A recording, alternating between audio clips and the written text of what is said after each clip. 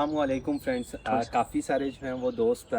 जो मतलब यूके आना चाह रहे थे और जो है वो बार बार मतलब कह रहे थे कि शाद भाई हम यूके किस तरह आ सकते हैं और यूके का जो है वो प्रोसीजर क्या है, जिस पे मैं ऑलरेडी वीडियोस बना चुका था और मैंने बताया भी था सारा प्रोसीजर। बट अभी जो है वो आपको पता है कि इमिग्रेंट्स का जो है वो उन्होंने काफ़ी ज़्यादा जो है वो रूल्स में स्ट्रिक्टनेस कर दिया और इसके अलावा जो स्टूडेंट्स जिनका जो है वो कैश आ चुका था तो उनके जो है वो वीज़ा में काफ़ी सारा डिले आया है और वो भी काफ़ी ज़्यादा अपसेट थे। तो मैंने ऑलरेडी आपको वीडियो में बताया भी था कि यूके ने जो है वो पहले इस चीज़ को जो है वो इस पर डिसीजन ले लिया था कि इस बार जो है वो तकरीबन सिर्फ 66% जो है वो लोगों को ये लोग वीज़ा जो है वो इशू करेंगे और बाकी लोगों को जो है वो डिफरेंट रीजंस डिलेज और इस तरीके के करके, क्योंकि ये अपनी इमिग्रेंट्स को जो है वो उसकी जो है वो रेशो को कम करना चाह रहे थे और नेक्स्ट टाइम जो है वो इससे भी ज़्यादा करेंगे। तो अब उस पर वो ये कह रहे थे कि जिस तरह अब हेल्थ केयर है तो वो 11 मार्च से जो है वो भी जो है वो क्लोज़ हो रहा है और जो बाकी जो वीज़ा थे स्किल वर्कर वीज़ा उस पर जो है वो 38,000 का रूल जो है वो भी अप्रैल 14 के बाद जो है वो भी इम्प्लीमेंट हो, मतलब उस पर जो है वो इनका फाइनल हो चुका है और जो इम्प्लीमेंटेशन है वो जो है वो अप्रैल से 14 अप्रैल से वो भी शुरू हो जाएगी। यानी कि आपका जो है वो अगर 38,000 होगा तो ही जो है वो आपका स्किल जो आपका एम्प्लॉयर होगा वो आपको स्किल वर्कर वीज़ा पे जो है वो स्पॉन्सरशिप दे सकता है, तभी आप अपनी जो है वो फैमिलीज़ को ला सकते हैं। और फैमिलीज़ का भी जो है वो भी आपको पता है कि इन्होंने काफ़ी ज़्यादा जो है वो रूल्स में। तो अब हम मेन बात पे आते हैं कि अगर जो है वो मतलब यूके अगर इन्होंने ये सब कुछ कर दिया है तो यूके के अलावा अब उनके पास कौन सी ऑप्शन होनी चाहिए या कोई और यूरोपियन कंट्री। तो अब जब हम यूरोपियन कंट्री की बात करते हैं तो उनके दिमाग में फ़ौरन से जो है वो जर्मनी आ जाता है या इटली आ जाता है। और अगर जो है वो हम यूके के अलावा बात करते हैं और यूरोपियन कंट्री के अलावा तो उनके दिमाग में जो है वो कनाडा आ जाता है और कनाडा ने भी जो है वो आपको पता है काफ़ी ज़्यादा जो है वो रूल्स जो है उनको स्ट्रिक्ट कर दिया है। तो अब वो कह रहे थे कि मतलब इसके अलावा उनके पास अब क्या ऑप्शन है। तो अब जो है वो आपको पता लग चुका होगा कि मैं जो है वो एक यूरोपियन कंट्री की जो है वो उसकी बात करने लगा हूँ। और जब यूरोपियन कंट्री की बात करो तो आजकल जो है वो काफ़ी ज़्यादा जो है वो लोगों ने इस पर ऑलरेडी वीडियोस भी बनाई और काफ़ी ज़्यादा इस पर बात भी चल रही है कि कौन सी ऐसी कंट्री है जो इस टाइम पे वीज़ा इशू कर रही है और किस तरीके से वो वीज़ा मिल सकता है। तो आपको पता लग गया होगा कि मैं लग्जमबर्ग के बारे में बात कर रहा हूँ और उसमें जो है वो आज हम सारी डिटेल से बात करेंगे कि आपका जो है वो वीज़ा के लिए जो है वो मतलब ये जो है मैंने आपको बताया है कि रिचेस्ट कंट्रीज़ में इसका शुमार होता है और इसके अलावा जो है वो वीज़ा आपको किस तरह मिल सकता है, इसमें जो है वो डिपेंडेंट्स जो है वो उनको अलाउ है या नहीं है, इसमें सैलरीज़ कितनी होंगी, इसकी पॉपुलेशन कितनी है और इसमें जो है वो वीज़ा का जो है उसकी रेशो जो है वो कितनी ज़्यादा है, कितनी चांसेस हैं वीज़ा मिलने के। और इसके अलावा जो है वो इसके अंदर जो है वो मतलब कौन कौन से जो है वो स्किल वर्कर वीज़ा जो है वो अवेलेबल हैं और जो आपको इजीली मिल सकते हैं। तो हम इस सब पे जो है वो अभी बात करते हैं और हम मूव करते हैं अपने टॉपिक पे। रिचेस्ट कंट्री में जो है वो हम किस कंट्रीज़ को शुमार करते हैं, तो मैंने बताया कि यूरोपियन की जो है वो रिचेस्ट कंट्री है और इसकी जो है वो जीडीपी वो 84 जो है वो तकरीबन बिलियन डॉलर्स के करीब है। और जो है अब आप सोच रहे होंगे कि 84 बिलियन डॉलर जो है और फिर ये रिचेस्ट कंट्री में क्यों शुमार होता है। तो उसकी वजह ये है कि इसकी जो है वो पॉपुलेशन सिर्फ और सिर्फ जो है वो 6,50,000 के जो है वो आस पास है और इसी वजह से जो है वो इसका जो है वो जो है रिचेस्ट कंट्रीज़ के अंदर जो है वो इसका शुमार होता है।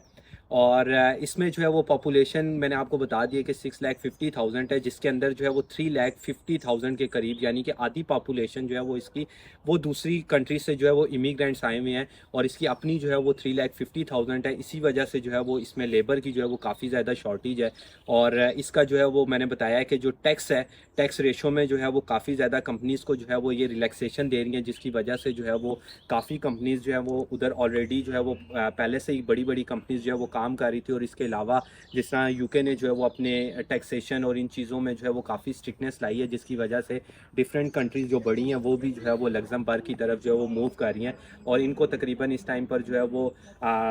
लेबर शॉर्टेज की वजह से इनको जो है वो काफ़ी ज़्यादा लोग चाहिए और इसी वजह से जो है वो इसके वीज़ा जो है वो ईज़िली मिल रहे हैं। तो अब हम जो है वो उसके बात करें कि इसमें जो है वो सैलरी आपको कितनी मिलेगी। तो सैलरी की जो इसमें रेशो है वो तकरीबन जो है वो पर एनम जो है वो 48,000 से लेकर जो है वो 60,000 के बीच में जो है वो आपको सैलरी मिलती है। और सैलरी में जो है वो अब आप ये बात करेंगे कि इसमें जो है वो टैक्स कितना कटता है। तो टैक्स जो है वो अगर आप 48,000 पे बात करें तो तकरीबन जो है वो 24% के करीब जो है वो आपका इसमें टैक्स कटता है और बाकी जो है वो आपको नेट इनकम यानी कि 36,000 जो है वो यूरोज़ आपको मिलते हैं। यानी कि ये जो है वो आपको पता है कि एक अच्छी जो है वो अमाउंट है। और ये जो इसमें आपका जो एक्सपेंस होता है तो इसमें आपका कोई एक्सपेंस नहीं है, यानी कि तकरीबन आपका जो है वो आपके वीज़ा प्रोसेस के ऊपर जो है वो 3600 लगते हैं, और बाकी आप देख लें कि उसके बाद आपको जो है वो ये सारे पैसे जो हैं वो बचते हैं। और अब जो है वो हम मूव करते हैं कि यानी कि एक जो है वो अक्सर लोगों का सवाल आता है कि ये तो उन लोगों के लिए जो हाईली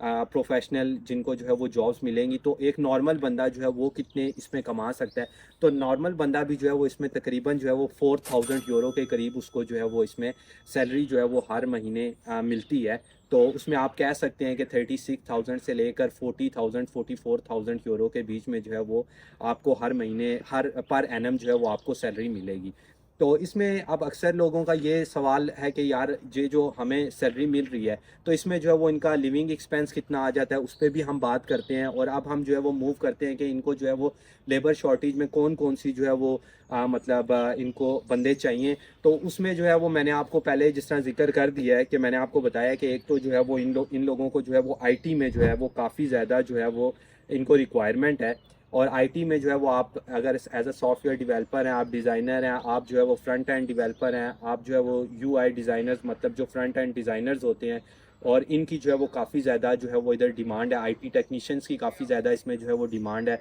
इसके अलावा जो है वो अकाउंटेंट्स की जो है वो इनको काफ़ी ज़्यादा जो है वो ज़रूरत है। और ये वो मैं आपको बता रहा हूँ जो टॉप 10 जो है मतलब जो इनको जो है वो जॉब्स की जिनके स्किल वर्कर्स की जो है वो इनको रिक्वायरमेंट्स हैं। तो उसमें जो है वो तीसरे नंबर पर जो है वो आ जाती है आपकी इसमें अकाउंटिंग एंड फाइनेंशियल ऑडिट्स वगैरह की जो है वो उसमें इनकी ज़रूरत है। किचन एड की इनको काफ़ी ज़्यादा ज़रूरत है। Credit analysis, data analysis, bankings की जो है वो उसमें काफ़ी ज़्यादा जो है वो डिमांड है। और इसमें जो है वो आपको इजीली जॉब मिल सकती है। फिर इसी तरह जो है वो डिफेंस एंड लीगल एडवाइस की जो है उसमें इनकी जॉब्स इनको चाहिए। और इंफॉर्मेशन सिस्टम के अंदर जो है वो भी इनको बंदे चाहिए। फाइनेंशियल एनालिसिस और इंजीनियरिंग जो है वो मतलब उसमें तमाम आ जाती है। मैकेनिकल आ गई आपकी, जो बाकी इंजीनियरिंग जितनी भी फील्ड्स हैं उन सब में इनको बंदे चाहिए। कंसल्टिंग में चाहिए, प्रोजेक्ट मैनेजमेंट में इनको जो है वो बंदे चाहिए। तो अब जो है वो इसमें अगर हम फर्दर इन्हीं के अंदर जो है वो मज़ीद जाते हैं तो इनकी जो है वो रिक्वायरमेंट, जिस तरह यूके में जो है वो हर बंदा हेल्थ केयर को प्रेफर करता था और हेल्थ केयर वीज़ा पे आता है, तो इसी तरह जो है वो इनका भी जो है वो हेल्थ केयर में भी इनको काफ़ी ज़्यादा जो है वो बंदों की रिक्वायरमेंट है। और उसमें जो है वो नर्सिस की जो है वो इनको रिक्वायरमेंट है। केयर टेकर्स के लिए इनको चाहिए, और साइकोलॉजिस्ट जो है वो चाहिए। फिर कंस्ट्रक्शन के इनको जो है वो काफ़ी ज़्यादा जो है वो बंदे रिक्वायर्ड हैं। उसके अंदर वो सारे आ जाते हैं। उसके अंदर जो है वो रूफिंग के लिए भी है, और इसके अलावा जो इंस्टॉलेशंस हो गई। फिर इंडस्ट्रियल सेक्टर में भी मैंने आपको बताया है कि इंजीनियर्स की जो है वो ऑपरेटर्स की, मेंटेनेंस स्टाफ की इनको ज़रूरत है।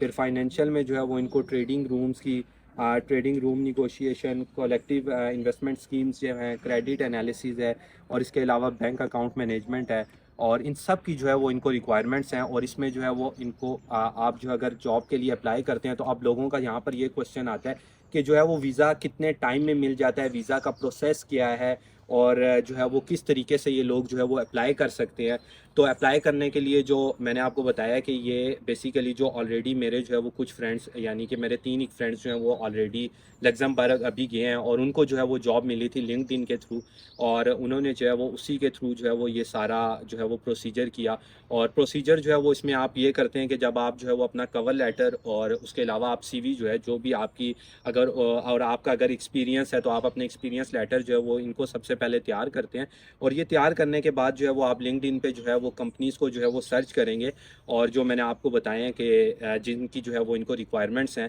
और इसके अलावा जो है वो वीडियो के जो है डिस्क्रिप्शन में भी मैं डाल दूँगा, और जो है वो आप उसमें जाकर जो है वो देख सकते हैं। मज़ीद इन्फॉर्मेशन भी आपको वहाँ से मिल जाएगी। इसके अलावा जो है वो इसकी यूरस लग्जमबर्ग के नाम से जो है वो एक वेबसाइट है, उधर से भी जो है वो आप मतलब इसकी जो है वो जॉब्स देख सकते हैं। वहाँ पर जो है वो सारी जॉब्स की डिटेल्स हैं। फिर इसके अलावा जो है वो इनकी है वर्क इन लग्जमबर्ग के नाम से जो है वो भी इनकी जो है ऑफिशियल वेबसाइट है, और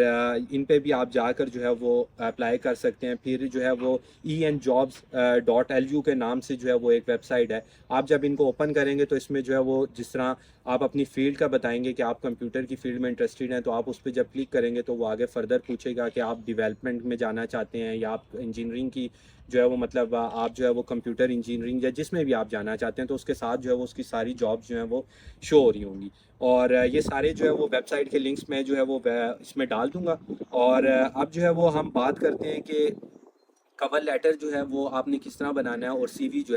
है वो आपकी यूरोपियन स्टैंडर्ड के मुताबिक होनी चाहिए। और कवर लेटर जो है वो इसके लिए आपको जो मैंने जो है बताई है यूरोस लग्जमबर्ग, उसके अंदर जो है वो आपको कवर लेटर जो है वो भी जनरेट करके सारा जो है वो दे देगा, और इस पे जो है वो आप जा सकते हैं। और ये तो वो तरीका था जिनके थ्रू आप खुद अप्लाई कर सकते हैं, और इसके अलावा जो है वो एजेंसीज़ भी हैं, और एजेंसीज़ के अंदर जो है वो इनके जो है वो डिफरेंट एजेंसीज़ हैं, जिसमें जो है वो एक्टिवेट आ जाती है, फिर उसके बाद जो है ऑस्टिन ब्राइट आ जाती है, ग्रीन फील्ड्स है, फंड्स टैलेंट है, हैज़ है, और मिचेल है। इनके थ्रू भी जो है वो आप अप्लाई कर सकते हैं। और ये जो है वो मैं स्क्रीनशॉट जो है वो सारी कंपनीज़ का जो है वो भी मैं स्क्रीन पे जो है वो शो भी करवा दूंगा, आप उस पर भी देख सकते हैं, और इवन जो है वो डिस्क्रिप्शन में भी जो है वो मैं लिंक डाल दूंगा। और ये जो है कुछ कंपनीज़ जो हैं, ये जो एजेंसीज़ हैं, ये कुछ जो है वो फ्री ऑफ कास्ट आपका काम करती हैं, और कुछ जो है वो आपसे जो है वो पेमेंट्स चार्ज करती हैं। तो इनके थ्रू जो है वो आप जब ये आपका सारा तरीक़ाकार जो है ये कंप्लीट हो जाएगा, तो उसके बाद जो है वो नेक्स्ट स्टेप आता है कि ये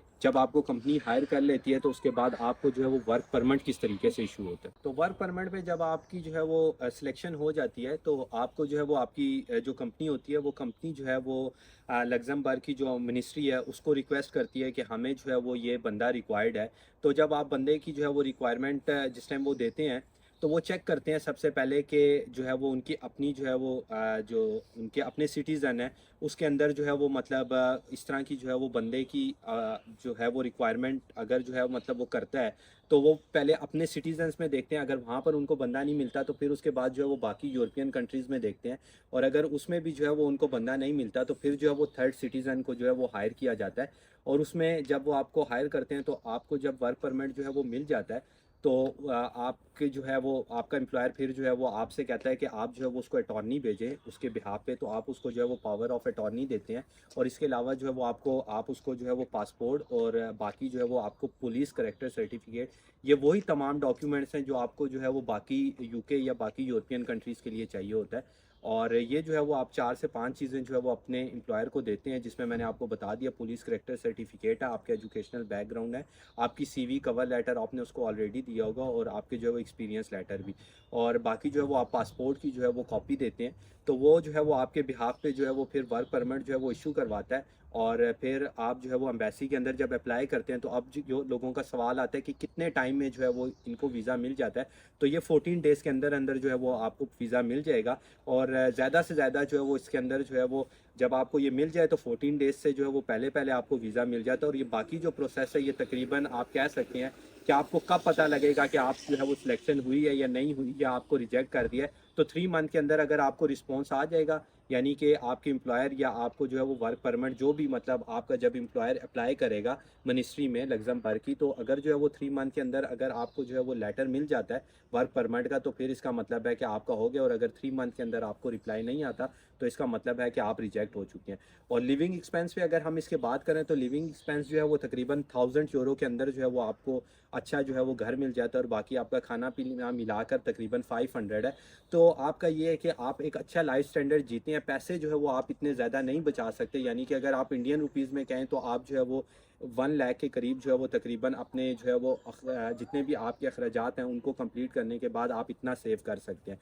और अगर जो है वो पाकिस्तान के मुताबिक देखा जाए, तो पाकिस्तान में जो है वो तकरीबन आप कह सकते हैं कि 2 से 3 लाख रुपए जो है वो आप मंथली बचा सकते हैं। तो इसके साथ अगर आपको एक अच्छा लाइफ स्टैंडर्ड मिले, और पब्लिक ट्रांसपोर्ट जो है वो भी यहाँ पर बहुत ज़्यादा फ्री है, और इसके अलावा ये अपने जो यहाँ के सिटीजन्स हैं उनको बहुत ज़्यादा जो है वो मतलब फैसिलिटेट करते हैं। तो ये सारी जब आपको फैसिलिटेशन जितनी भी हैं वो सब आपको अगर मिलें, तो आपके लिए जो है वो ये एक बहुत ही जो है वो अच्छी अपॉर्चुनिटी है। तो मैं कहता हूँ एज़ सुन एज़ पॉसिबल आप जो है वो इसके लिए अप्लाई करें, और जो है वो ये वीज़ा ऐसा है कि इसमें आपको जो है वो काफ़ी ज़्यादा जो है वो अपॉर्चुनिटीज़ मिलेंगी। तो मिलते हैं नेक्स्ट वीडियो में एक नए टॉपिक के साथ, तब तक के लिए अल्लाह हाफ़िज़।